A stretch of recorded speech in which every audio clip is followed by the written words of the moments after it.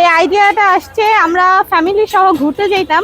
আচ্ছা, যখন আমার আব্বু মানে আমার আব্বুর চাকরি ছিল না, কয়েক মাস 3 মাস চাকরি ছিল না, তার আগে আমরা ঘুরতে যেতাম। তো ঘুরতে যাওয়ার পরে দেখলাম যে আমার বয়সী অনেক মেয়েরা কাজ করতেছে, এরকম স্ট্রিট ফুডে কাজ করতেছে। তো আমি তখন বলছিলাম ফ্যামিলিকে, তারা রাজি হয় নাই।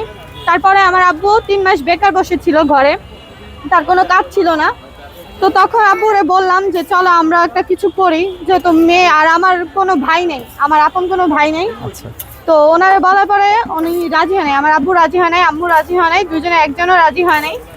তো আমি আমার বোন আমাদের স্কুলে যাওয়ার টাকা দিত, টিফিনের টাকা দিত, ওই টাকা জমায়ে অল্প অল্প করে জমাইতে জমাইতে 10,000 টাকা গুছানোর পরে আরো কিছু ফ্রেন্ডের থেকে 10,000 টাকা ধার নিই।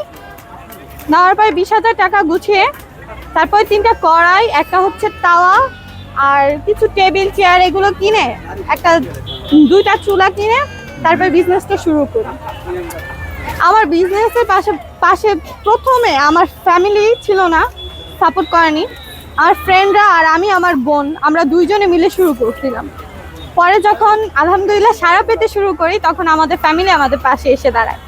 প্রতিদিন 20,000 টাকা সেল হয়, নর্মাল দিনে 20,000 প্লাস হয়। আর এমনি দিনে যে শুক্রবার শনিবার বিশেষ দিনগুলোতে, সরকারি বন্ধগুলোতে 40 প্লাস হয়, 40 বা এক এক সময় এক একটা হয় আর কি। মানে আপনি মাত্র 20,000 টাকা দিয়ে বিজনেস শুরু করেছিলেন, এখন পার ডে আপনি 20,000-এর চেয়ে বেশি সেল করতেছেন। হ্যাঁ।